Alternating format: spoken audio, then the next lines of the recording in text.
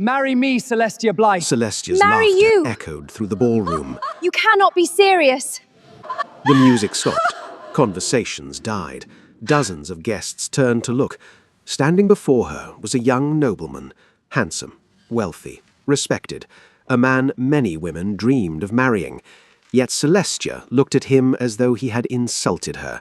Then she said the words that would follow her for the rest of her life. If I ever marry, it certainly won't be a man like you. Gasps spread through the crowd. The young nobleman's face turned pale. His humiliation was complete. But Celestia wasn't finished. You may be good enough for other women, but not for me. The ballroom fell silent. Some guests looked away. Others stared in disbelief. Even Celestia's own parents lowered their heads in embarrassment. Yet she felt proud, because at that moment, Miss Celestia Blythe believed she deserved more than noblemen, more than earls, more than dukes. She believed she deserved a prince, perhaps even a king, and that belief would cost her everything. Welcome back to Duke and Duchess. Before we begin, like this video, subscribe to the channel, and tell us in the comments where you're watching from. Now let's go back to the beginning, to a small Yorkshire village where a beautiful young girl first began believing the world revolved around her. Victorian Yorkshire was a land of rolling green hills, narrow dirt roads and stone cottages that seemed to grow naturally from the countryside itself. Smoke rose gently from chimneys each morning, while farmers guided horses across damp fields under grey skies. Life was simple, demanding, and often difficult for families who depended on hard work to survive. Among those families were the Blythes. Samuel Blythe and his wife Eleanor lived in a modest cottage on the edge of a small village. Their home was humble but warm, filled with the scent of fresh bread, vegetable stew, and firewood burning in the hearth. Every coin they earned came through labor. Samuel spent long days working fields owned by wealthier landowners, while Eleanor managed the household and tended a small vegetable garden behind the cottage. They had 2 daughters. The elder daughter, Agnes, had inherited her mother's gentle nature. She was slightly plump, with ordinary features that attracted little attention. Every morning she helped her mother knead dough, wash clothes in cold water, gather vegetables, and carry heavy baskets back from the market. Though the work left her exhausted, she rarely complained. The younger daughter was different. Celestia Blythe possessed a beauty that people noticed immediately. As a child, villagers often paused conversations when she passed. Elderly women stroked her hair and called her the prettiest girl in Yorkshire. Visitors arriving at the village frequently brought ribbons, sweets, or small trinkets for her. Even strangers smiled when they saw her. At first, Eleanor worried little about the attention. She believed compliments would pass like summer rain. Instead, they accumulated year after year. By the time Celestia entered her teenage years, she had grown accustomed to admiration. She expected it. She enjoyed it. Whenever guests visited the cottage, their eyes naturally drifted toward her. Very few noticed Agnes. Celestia noticed that difference, and she never forgot it. One afternoon, Eleanor asked both daughters to help wash clothes beside a large Celestia, wooden basin. come help with the Agnes washing. immediately rolled up her sleeves. Celestia remained seated. I cannot spend the afternoon doing that. And why not? I just can't. Celestia glanced at her reflection in a nearby window. The water will ruin my skin. Agnes stared in disbelief.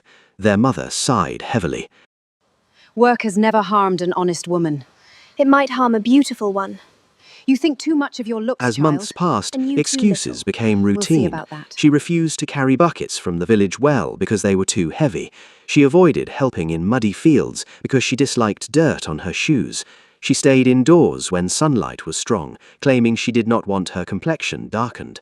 Meanwhile, Agnes completed the tasks her sister abandoned. The imbalance frustrated Samuel. One evening, during supper, while eating stew made from potatoes and carrots grown in their own garden, he spoke firmly. "Beauty will not feed you when life becomes difficult." Celestia barely looked up from her plate. "I doubt life will ever become difficult for me." The confidence in her voice unsettled both parents. Agnes quietly continued eating. The following week, several village girls gathered near the market square. When one of them complimented Agnes's kindness, Celestia laughed. Kindness is useful when there is nothing else remarkable about you. The words landed heavily. Agnes lowered her eyes. Later that day, Celestia made matters worse. No man would notice Agnes in a crowded room, she said casually. Agnes pretended not to hear, but Eleanor heard, and so did Samuel. That evening, Eleanor sat beside her younger daughter. The fire crackled softly, while rain tapped against the cottage windows. Listen carefully, Celestia. Beauty fades, character remains. Celestia smiled. I've heard that 100 times. Then perhaps it is time you believed it. Celestia shook her head. People praised her beauty everywhere she went. Why should she believe otherwise? As years passed, her imagination drifted beyond Yorkshire. Whenever newspapers or illustrated magazines arrived in the village, she eagerly searched for images of grand London mansions, elegant ballrooms, noble families, and royal events. She studied portraits of duchesses wearing jewels and admired sketches of magnificent estates surrounded by gardens larger than entire villages. The more she looked, the less satisfied she became with ordinary life. She began speaking about wealth, castles, and royalty as though they were part of her future. While Agnes found happiness helping her family, Celestia dreamed of chandeliers, silk gowns, and noble titles. In her mind, the village had become too small, the people too ordinary, the future too limited. Late one evening, after everyone else had gone to bed, Celestia sat alone near a candle and opened a magazine she had read countless times. A portrait of royalty stared back at her. She traced the image carefully with her fingertips. Then she smiled. One day, she promised herself, she would belong to a world far greater than this village, and when that day came, she would never marry an ordinary man. By the time Celestia Blythe reached adulthood, her beauty had become the subject of conversation far beyond her village. Men who had never spoken to her knew her name. Travellers passing through Yorkshire often heard stories about the striking young woman whose appearance seemed too remarkable for such a quiet countryside. The attention delighted her. Whenever village gatherings took place, Celestia could easily spot young men watching her from a distance. Some rehearsed conversations before approaching, others stumbled over their words the moment she looked at them. She quickly discovered she enjoyed the power their admiration gave her. One spring afternoon, a farmer's son arrived carrying a basket filled with fresh apples, homemade bread, and a small bouquet of wildflowers. He nervously handed the gifts to her. Celestia accepted them without hesitation. Then she asked how much land he owned. When he answered honestly, she smiled in disappointment. That isn't nearly enough. The young man's face reddened. He left shortly afterward, while Celestia carried the basket inside as though nothing had happened. Another suitor arrived several weeks later. He was hard-working, respectful, and well-liked throughout the village. Unfortunately for him, he spoke with a strong regional accent. Celestia listened for only a few minutes before losing interest. After he departed, she mocked the way he pronounced certain words. Her laughter amused nobody except herself. A third young man appeared later that year. He was handsome by most standards, kind, honest, eager to impress her. Celestia rejected him because she disliked his smile. Such decisions became common. Each rejection increased her confidence. Each disappointed admirer strengthened her belief that someone better would eventually arrive. Word of her beauty continued spreading. Soon the visitors calling upon the Blythe family were no longer limited to local villagers. Successful merchants arrived from nearby towns. Landowners travelled from neighbouring counties. Gentlemen dressed in fine coats appeared carrying expensive gifts. The modest Blythe cottage welcomed people from social circles the family had never previously encountered. Yet Celestia dismissed them all. Some she considered too old, others too ordinary. A few were wealthy but lacked titles. Nothing seemed sufficient. As months passed, her refusals became increasingly theatrical. She enjoyed watching hopeful expressions disappear. The disappointment of others no longer troubled her. Then Lord Theodore Ashcroft entered her life.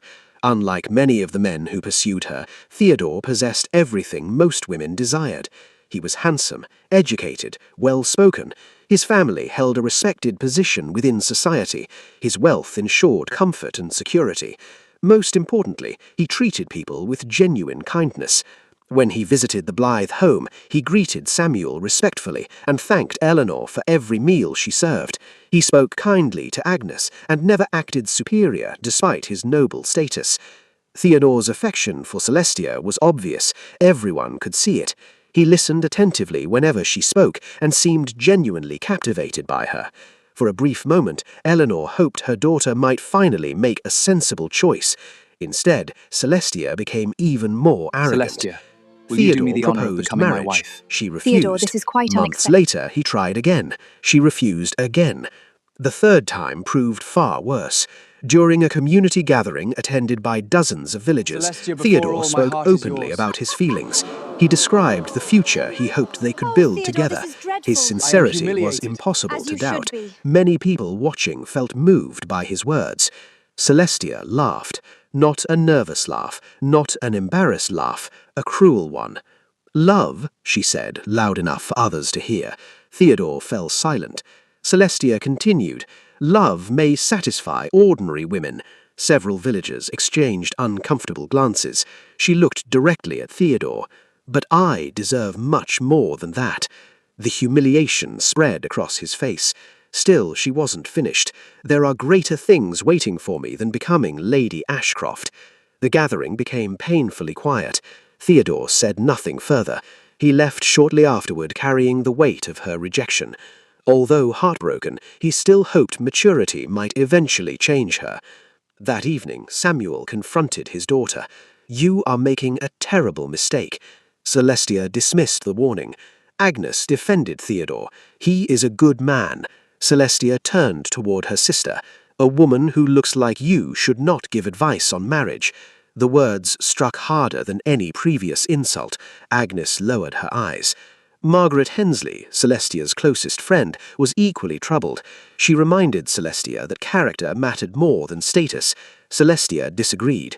In her mind, Yorkshire had become a prison. Every field, every cottage, every familiar face reminded her of limitations she refused to accept. One evening, she gathered her family and announced her decision. She was leaving for London. The room fell silent. Samuel stared at her. Eleanor's expression filled with concern. Margaret looked shocked. Celestia accepted the farewell calmly. She believed she was stepping toward the life she deserved. As the train began moving, she leaned against the window and watched Yorkshire slowly disappear behind her. The station grew smaller. The familiar countryside faded into the distance. A smile spread across her face. Ahead of her lay London. Ahead of her lay greatness, and she was certain the future would prove she had been right all along. London announced itself long before Celestia stepped onto its crowded streets. Smoke rose above endless rows of buildings. Horse-drawn carriages rattled across stone roads. Elegant ladies moved beneath colourful parasols, while gentlemen in fine coats entered grand establishments lined with polished windows and ornate decorations. Everywhere she looked, there was movement, wealth, and opportunity. The city exceeded every dream she had carried with her from Yorkshire. The village she had left behind suddenly felt unimaginably small. For several days, Celestia explored the fashionable districts with excitement she could barely contain. She admired luxurious storefronts displaying silk gowns imported from Paris, sparkling jewelry arranged beneath glass cases, and restaurants serving meals more expensive than her family could have afforded in weeks. She felt as though she had finally arrived where she belonged. It did not take long for others to notice her. At a social gathering hosted by a wealthy widow, conversations slowed when Celestia entered the room. Heads turned, ladies whispered behind delicate fans, gentlemen glanced repeatedly in her direction. By the end of the evening, several people had asked for introductions. The following week brought another invitation, then another, then another. Her beauty became a topic of discussion among London's social circles. Hostesses who competed fiercely for influential guests suddenly wanted Celestia present at their events. Invitations arrived so frequently that she sometimes struggled to keep track of them. Within months, her calendar was filled with dinners, concerts, garden parties, and grand balls illuminated by crystal chandeliers. The attention thrilled her. At every gathering, men sought opportunities to speak with her. Some waited patiently for a dance. Others attempted to impress her with stories of family estates, investments, or political connections. A few openly competed against one another. Celestia enjoyed watching them try. Flowers began arriving at her residence nearly every morning. Fresh roses, white lilies, orchids carefully imported from distant places. The florist responsible for most of the deliveries soon knew her name without needing to read the cards attached to the bouquets. Even jewelers became interested. Several sent samples hoping she might wear their pieces at public events. Necklaces adorned with gemstones, delicate bracelets, elegant brooches. Every gift reinforced the idea that she was exceptional. The praise she had received in Yorkshire seemed insignificant compared to the admiration she enjoyed in London. With every passing month, her confidence expanded. Unfortunately, so did her arrogance. An earl sought her hand in marriage. He possessed a magnificent estate, considerable wealth, and a respected family name. Most women would have considered him an extraordinary match. Celestia rejected him after deciding he was older than she preferred. She barely considered his proposal before dismissing it. Several weeks later, a viscount became interested. He was charming, intelligent, and admired throughout society. After spending an evening in his company, Celestia informed a friend that she could never marry him. The reason was surprisingly simple. She disliked the sound of his laugh. The explanation spread through several social circles and became the subject of private amusement. Still, the attention continued. Then came a wealthy baron whose fortune exceeded that of many noble families. His properties generated enormous income. His future appeared secure. He offered everything necessary for comfort and prestige. Celestia rejected him as well. Not because of any flaw, simply because she believed someone greater would eventually appear. Each refusal strengthened her conviction that she was destined for something extraordinary. Letters occasionally arrived from Yorkshire. Eleanor wrote regularly. She described village life, family news, and changing seasons. Samuel included short messages asking whether she was happy. Agnes wrote kind letters despite the way Celestia had treated her. Many remained unanswered. The farther Celestia moved into London's elite society, the less interest she showed in life back home. Weeks often passed without her mentioning her family. Months slipped by without serious thought of Yorkshire. One afternoon, another letter arrived. The handwriting immediately caught her attention. Lord Theodore Ashcroft. She recognized it instantly. For a moment she stared at the envelope, then she placed it aside. Hours later, she finally opened it. Theodore's message was polite and sincere. He asked about her well-being and hoped London had treated her kindly. There was no bitterness, no accusation, no complaint, only genuine concern. Celestia folded the letter and placed it in a drawer. She never replied. As her social status continued rising, she developed a habit of speaking about her future in increasingly ambitious terms. In conversations, she occasionally hinted that ordinary noble titles no longer interested her. Sometimes she joked that destiny had greater plans. Other times, she openly declared she belonged among royalty. Most people assumed she was exaggerating. Celestia believed every word. One evening, after returning from another lavish gathering, she found a sealed envelope waiting among the day's correspondence. The elegant handwriting belonged to Margaret Hensley. Curious, she broke the seal and unfolded the letter. As her eyes moved across the page, she discovered the reason for Margaret's message. Her best friend was getting married, and she wanted Celestia to attend the wedding. The journey back to Yorkshire felt different from the one Celestia had taken years earlier. When she first left the village, she had been an ambitious young woman chasing dreams of wealth and royalty. Now she returned wearing elegant London fashions, carrying expensive luggage, and speaking with the confidence of someone accustomed to moving among society's most admired circles. Villagers immediately noticed the change. The moment she stepped from the carriage, curious faces appeared along the streets. Women admired the quality of her dresses. Young girls whispered about the ribbons decorating her hat. Men removed their caps respectfully as she passed. The attention pleased her. Margaret's wedding had become the biggest event the village had seen in months. Houses were decorated with flowers gathered from nearby fields. Fresh bread baked in nearly every kitchen. Long wooden tables had been arranged for the celebration, covered with white cloths and filled with roasted meats, pies, cakes, and baskets overflowing with fruit. The entire village seemed determined to celebrate. When Celestia first saw Margaret on the wedding morning, she was surprised. Margaret looked genuinely happy. Not excited because of wealth, not overwhelmed by status, simply happy. Her smile appeared natural and effortless. Standing beside her was the groom, Dr. William Hensley, a respected physician who served several surrounding villages.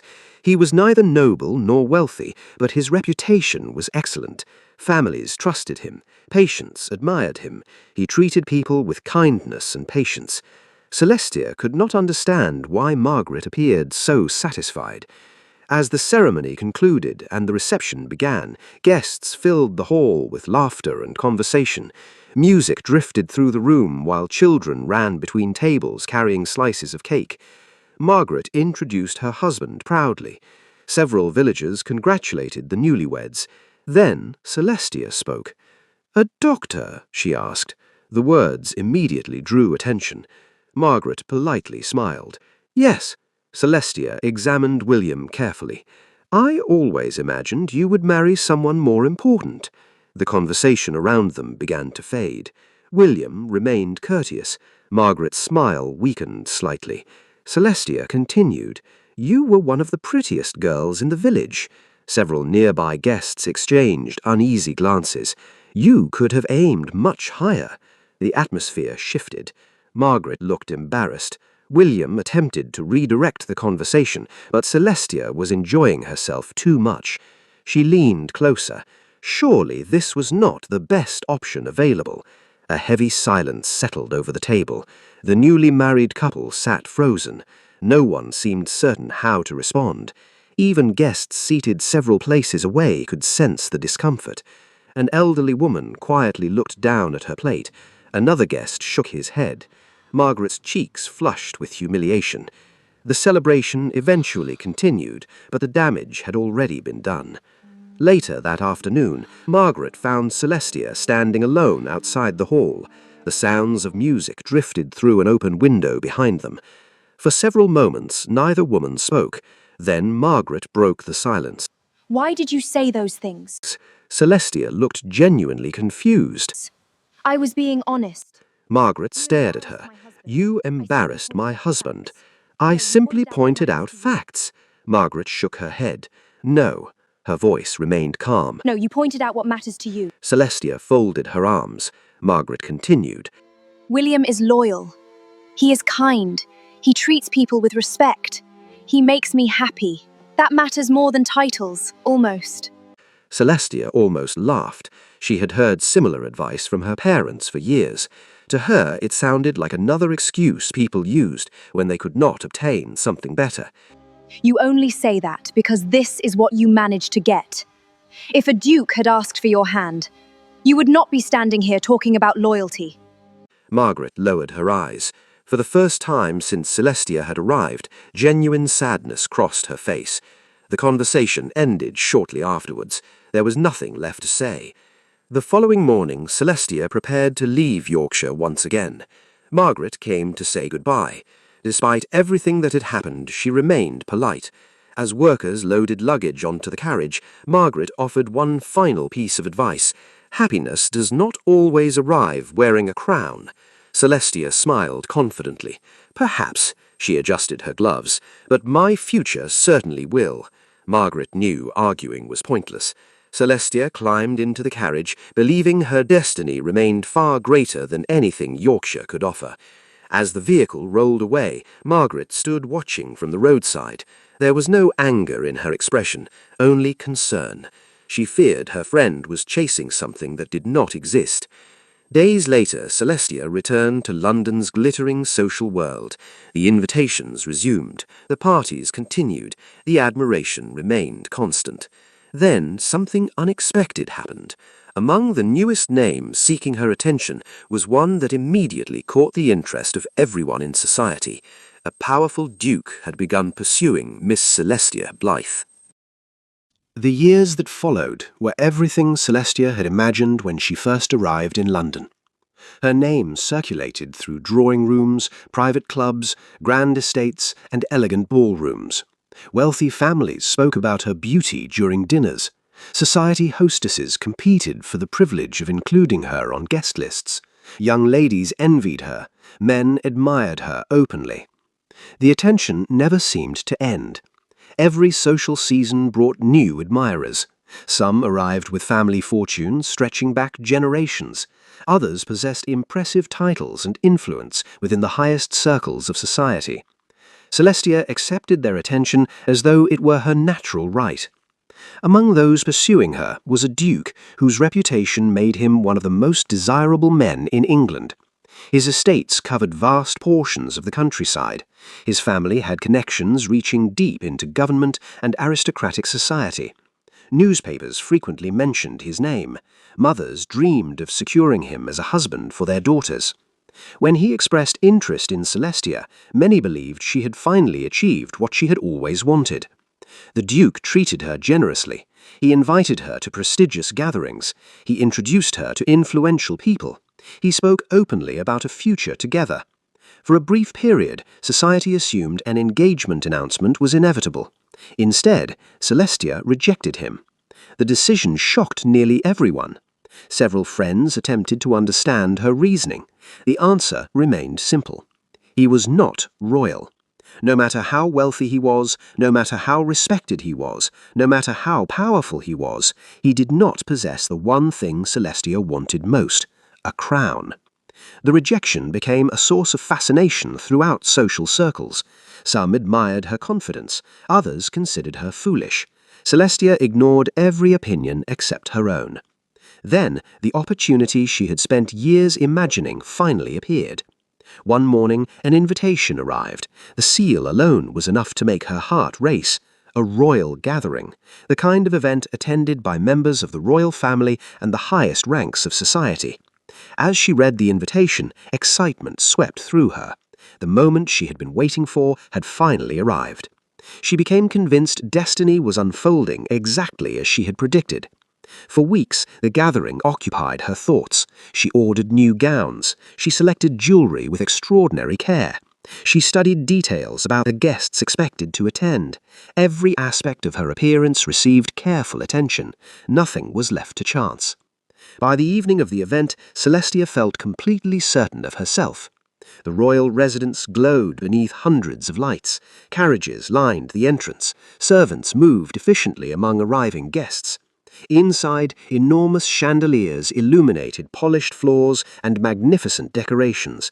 Music floated through the grand halls, while conversations filled the air. The entire scene seemed pulled from one of the illustrations she had admired years earlier in Yorkshire. As she entered, admiration followed. People noticed her immediately. Several guests turned to watch her pass. Others whispered her name. The reaction strengthened her confidence. Everything was proceeding exactly as she expected.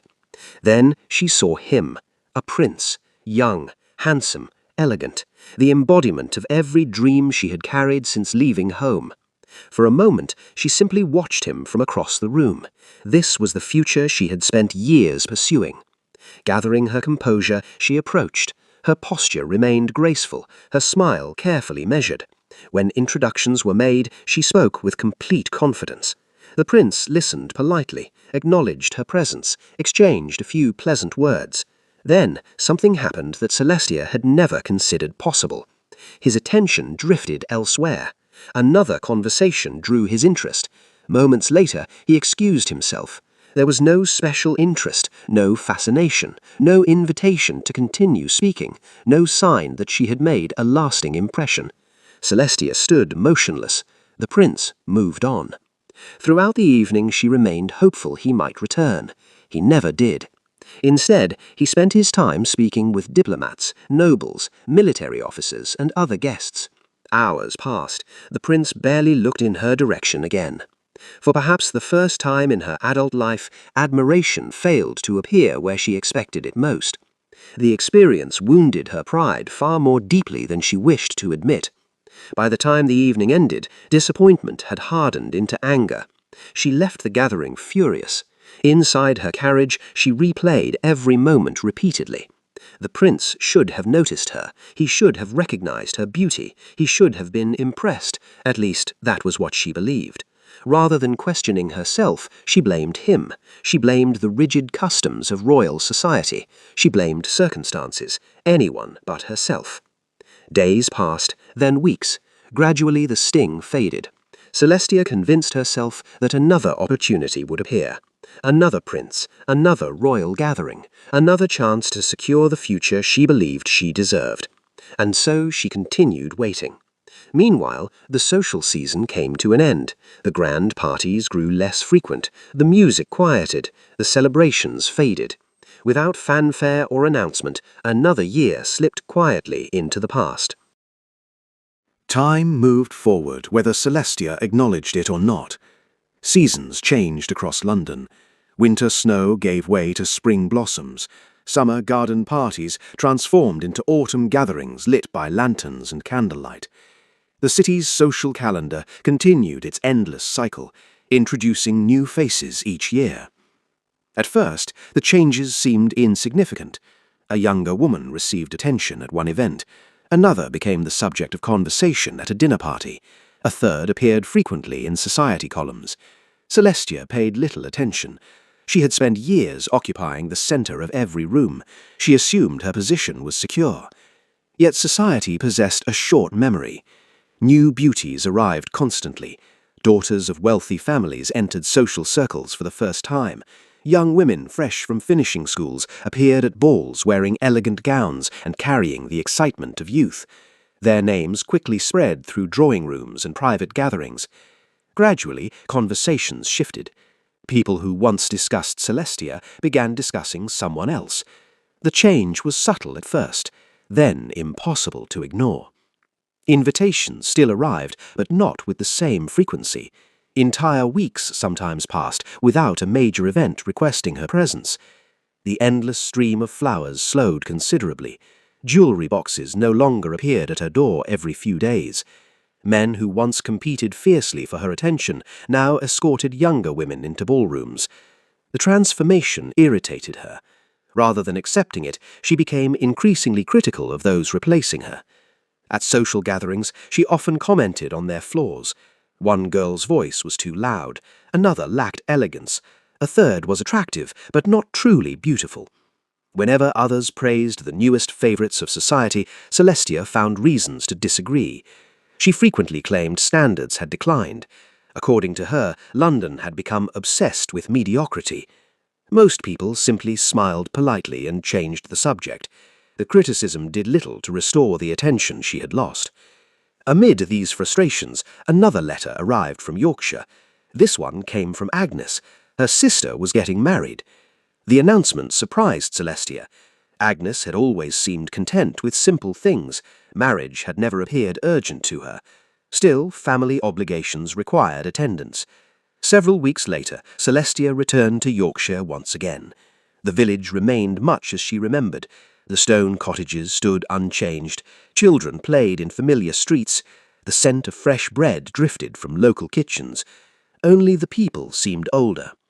Agnes's wedding lacked the grandeur of London's finest ceremonies, yet there was warmth everywhere. Neighbours helped prepare food. Families contributed flowers. Guests arrived carrying homemade gifts and sincere congratulations. The groom was a schoolmaster named Thomas Reed. He was neither wealthy nor influential. His clothes were modest. His manners were gentle. The affection between him and Agnes was obvious. During the reception, Celestia watched the newlyweds with growing disbelief. She could not understand how her sister appeared so content. Eventually, she voiced her opinion. "You truly intend to spend your life with a schoolmaster?" Several nearby guests fell silent.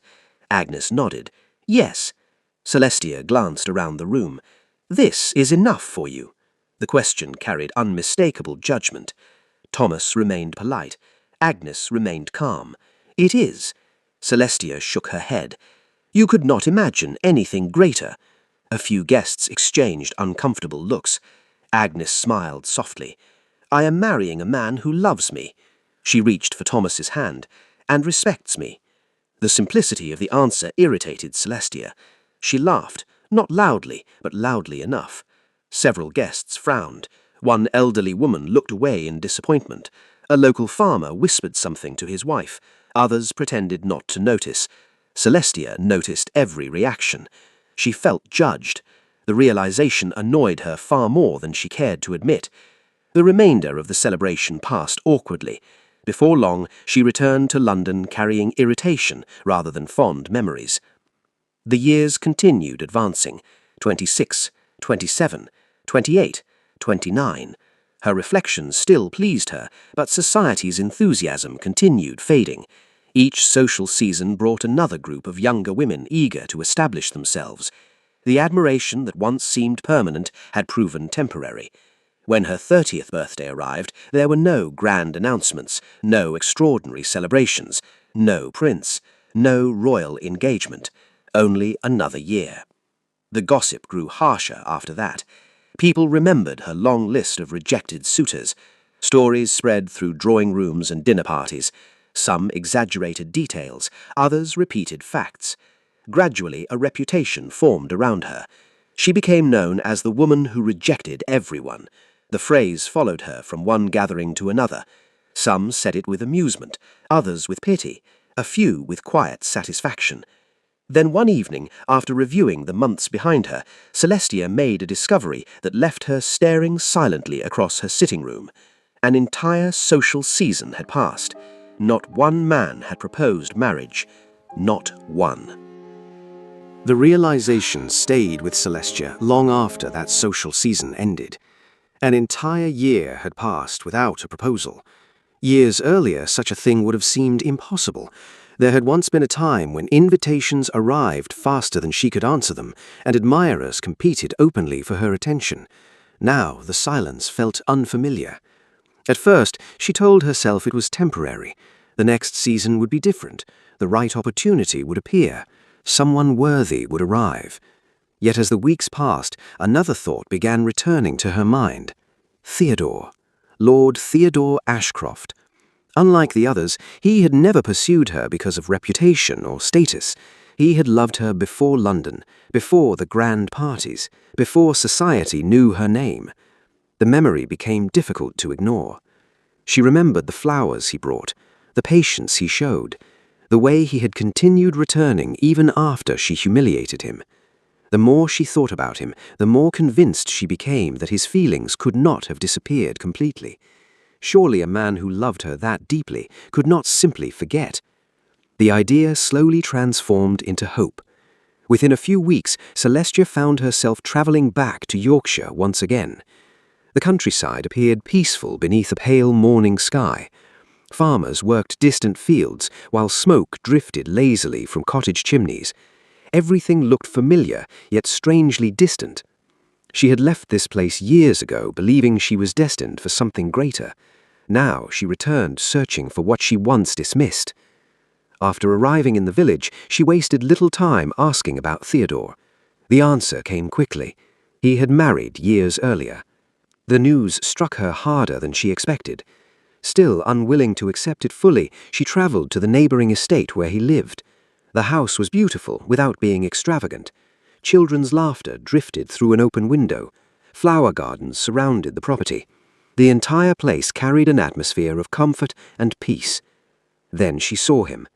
Theodore stood outside with a young boy perched on his shoulders, while a little girl chased butterflies nearby. A woman stood beside him, laughing at something he had said. His wife. For several moments, Celestia simply watched. The scene felt painfully ordinary, yet it contained everything she had spent years searching for. When Theodore noticed her, he greeted her politely. There was no bitterness in his voice, no anger, no resentment, only courtesy. They spoke briefly. He asked about her journey, her health, life in London, nothing more. The affection she had once taken for granted was gone. The realization hurt more than any insult ever could. When she left his property, she carried a heaviness she could not shake. Over the following days, she visited other former suitors. The pattern repeated itself again and again. Most were married, many had children, several had become successful businessmen, respected landowners, and influential members of their communities. The lives she once rejected had continued without her. One afternoon she visited Margaret. The modest house was filled with warmth. The smell of freshly baked bread drifted from the kitchen. Children's voices echoed through nearby rooms. Margaret looked older than when they had last spoken, yet there was contentment in her expression. Her husband greeted Celestia kindly. Watching them together felt uncomfortable, not because they were wealthy, because they were happy. Later she visited Agnes. The sight waiting for her there proved even more difficult. The sister she had mocked for years now possessed the very life Celestia had once ridiculed. A loving husband, children who adored her, a home filled with laughter.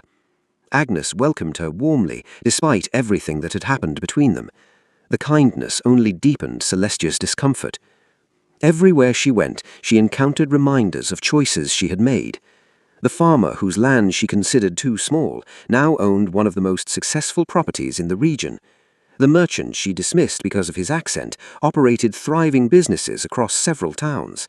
The young man whose smile she disliked now walked proudly beside a wife who clearly loved him. One by one, the people she had rejected seemed to have built meaningful lives. Meanwhile, she remained alone. The village noticed. Whispers followed her through market streets. Women lowered their voices when she passed. Some conversations stopped altogether. Others did not. Fragments of gossip reached her ears. People remembered. The woman who rejected noblemen. The woman who waited too long. The woman who thought nobody was good enough. The stories became lessons. Several mothers quietly warned their daughters not to repeat her mistakes. Young girls listened. The humiliation was impossible to escape. By the end of her visit, Yorkshire no longer felt like home. Every familiar road carried memories.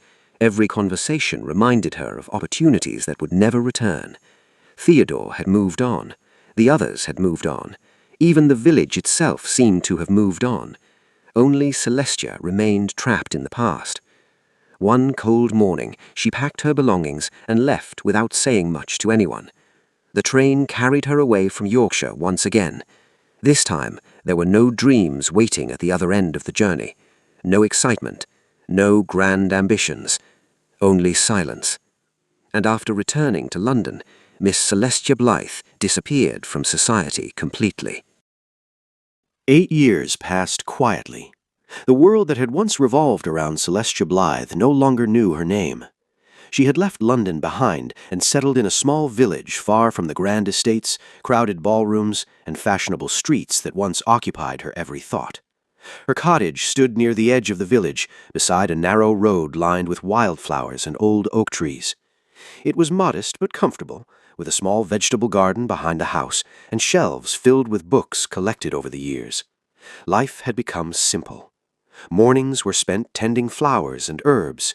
Afternoons often passed with a book resting in her lap while sunlight filtered through the windows.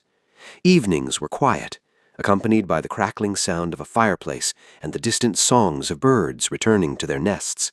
The mirror no longer occupied a place of importance in her life. The beauty that once attracted attention across London had softened with age. Time had left its marks as it leaves them on everyone. The realization no longer frightened her. Few people in the village knew who she had once been. To them, she was simply Miss Blythe, a quiet woman who kept mostly to herself. Occasionally, she traveled to visit Agnes and Margaret. Their children had grown remarkably over the years. Agnes's oldest son was nearly a man. Margaret's daughters had become bright young women. Their homes remained full of warmth, conversation, and the comforting chaos that accompanies family life. Celestia always enjoyed those visits. Yet when she returned to her cottage afterward, the silence felt heavier. One pleasant afternoon during late spring, she sat beneath a large oak tree overlooking the village green. Children chased one another across the grass, while neighbors exchanged greetings beneath clear blue skies. That was when she noticed a young woman attracting attention wherever she went. The girl was beautiful, remarkably beautiful. Young men seemed eager to speak with her. Older women complimented her appearance. People naturally noticed her the moment she entered a conversation. The sight stirred memories Celestia had not revisited in some time. The girl reminded her of herself. Several days later, their paths crossed again. The young woman introduced herself and quickly began speaking about the men pursuing her. There was excitement in her voice, pride too. She described gifts she had received and invitations she had accepted. When discussing certain admirers, she laughed openly. One local merchant was dismissed because he lacked wealth, another because she considered him ordinary, a third because she believed she could do better. Then she mentioned her greatest ambition, a prince. The certainty in her voice sounded painfully familiar. Celestia listened without interruption. The conversation continued for nearly an hour. Eventually, she tilted her head curiously. "What about you?" Celestia smiled politely. "What about me? Did you ever marry?" The question lingered between them. For a moment, Celestia looked toward the distant hills beyond the village. Then she answered honestly, "No." The young woman appeared surprised. Someone as elegant as Miss Blythe surely must have had opportunities. Curiosity quickly replaced surprise. Celestia understood exactly what she wanted to know. So she told her. Not a shortened version, not a comfortable version, the truth. She spoke about the men who pursued her, the farmers, the merchants, the gentlemen, the noblemen. She described the gifts she accepted and the hearts she dismissed. She spoke of Theodore Ashcroft and the way she publicly humiliated him despite his sincere affection. She described London, the attention, the admiration, the endless praise. She admitted how much she had enjoyed being desired. The young woman's expression slowly changed. The confidence disappeared. Celestia continued. She admitted that she had been cruel. She admitted that she had mistaken admiration for happiness. She admitted that she believed beauty placed her above others. The words felt uncomfortable even after all those years, yet she forced herself to say them. The young woman sat quietly, stunned. The story she heard was nothing like the future she imagined for herself. As the afternoon drifted toward evening, Celestia offered one final warning. Opportunities do not wait forever. The young woman lowered her eyes. Celestia's voice remained calm. There is always a reason to wait for something better. She looked toward the village road. But time has a habit of moving while we are busy waiting. The sun slowly descended toward the horizon. Families began making their way home. Children ran ahead of their parents. Husbands walked beside wives. Neighbors exchanged cheerful farewells before disappearing behind cottage doors. The familiar scene unfolded exactly as it had countless times before. Celestia watched quietly. There was no bitterness left within her, only understanding. The young woman remained beside her, listening carefully. As golden light settled across the village, Celestia shared the lesson she had taken her entire life to learn. Beauty attracts attention, but character earns love. Her gaze followed a family walking together along the road. Pride convinces us we have endless time. The evening breeze stirred the branches overhead. Life rarely agrees. The village gradually grew quieter as darkness approached, and beneath the fading light, Celestia Blythe sat peacefully, carrying the wisdom she had gained from every mistake she could never undo.